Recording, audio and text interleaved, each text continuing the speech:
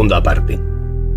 Esperé las 2 semanas que restaban para que me tocara a mí la ofrenda y le pedí a mi ayudante que me consiguiera 1 gramo de escopolamina. Él, después de burlarse un poco de mí, me dio una bolsita. El jueves por la noche fui hasta el viejo almacén donde celebrábamos los rituales con varias garrafas de gasolina que cogí en diferentes gasolineras para no levantar sospechas.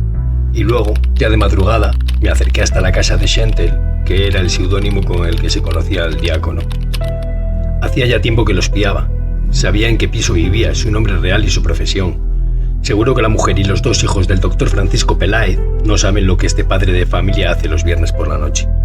Esperé a que saliera. Sabía que lo haría pronto, ya que llevaba toda la semana haciendo el turno de mañana. Cerca de su casa había un kiosco de esos típicos, que son como cabinas metálicas donde solo se venden periódicos, revistas y poco más.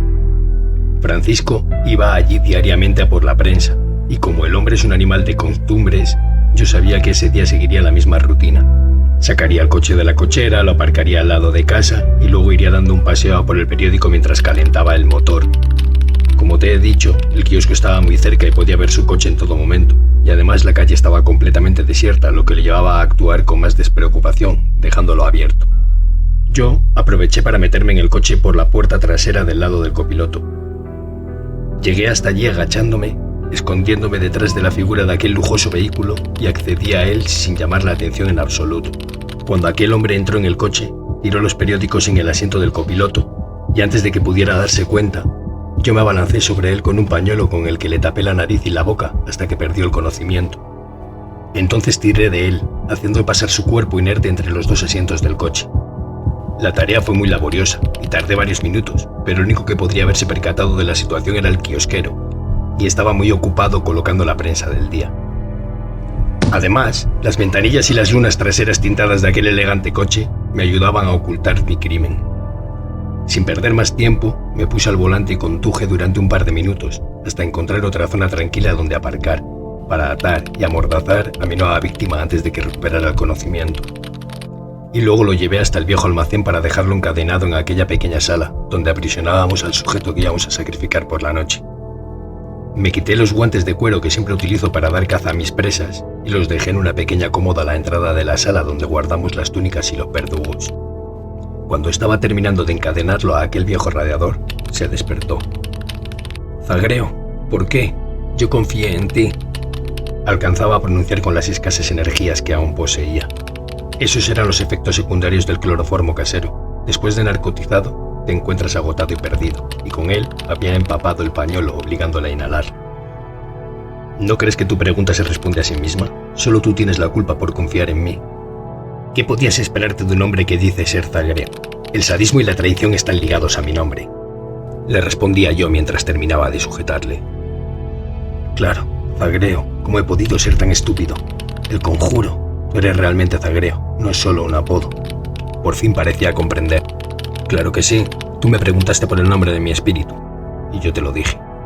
Le interrumpí. Te enseñé a ti y a los tuyos la verdadera naturaleza del sadismo, y sí, lo hacía para aprovecharme de vosotros.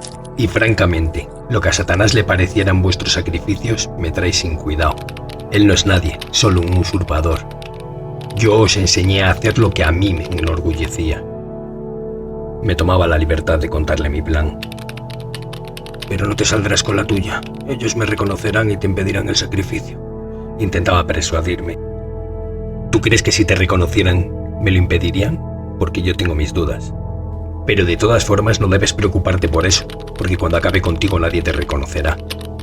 Zanjé de un plumazo la conversación, y lo hice del todo, ya que en ese momento le abrí la boca y le amputé la lengua como solíamos hacer con todos los sacrificios. Luego, con el mismo cuchillo, le corté los lóbulos de las orejas y la punta de la nariz, cuya forma respingona era tan curiosa que cualquiera podría darse cuenta, intentando modificar los rasgos de su rostro.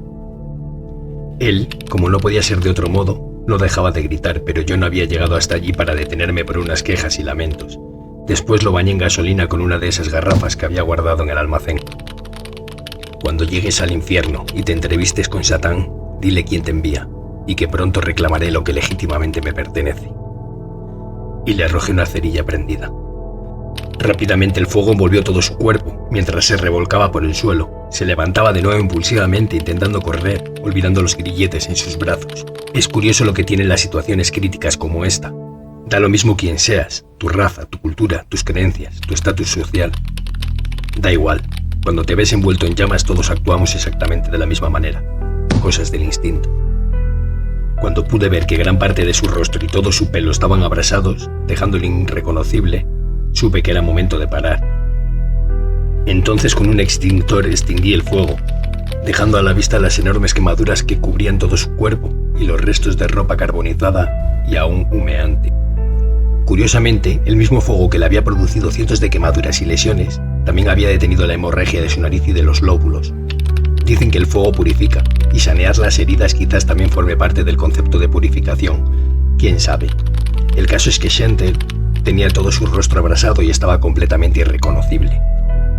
Chantel, qué nombre más irónico había encontrado aquel hombre. Un juego con las palabras enviado e infierno, que podría traducirse como el demonio enviado, y tiene gracia, porque ahora iba a ser yo quien lo enviara al infierno, por lo que allí no necesitaría ni cambiarse el nombre. Como he dicho, era muy sarcástico, como si cuando su subconsciente le había dicho su nombre, conociera perfectamente cómo iba a ser su final. Le volví a colocar la mordaza antes de irme de allí.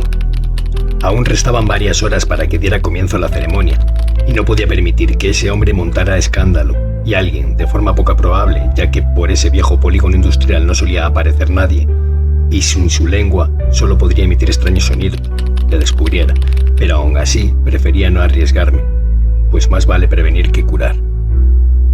Serían las 10 de la mañana cuando me marché de allí, dejándolo solo con sus lloros y lamentos.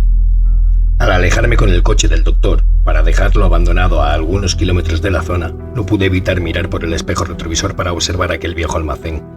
Supongo que lo que sentí entonces era nostalgia, seguramente al pensar que todas aquellas macabras celebraciones estaban a punto de llegar a su final. Atrás quedarían todas aquellas noches de los viernes, en los que nos reuníamos para el sacrificio de otro alma más.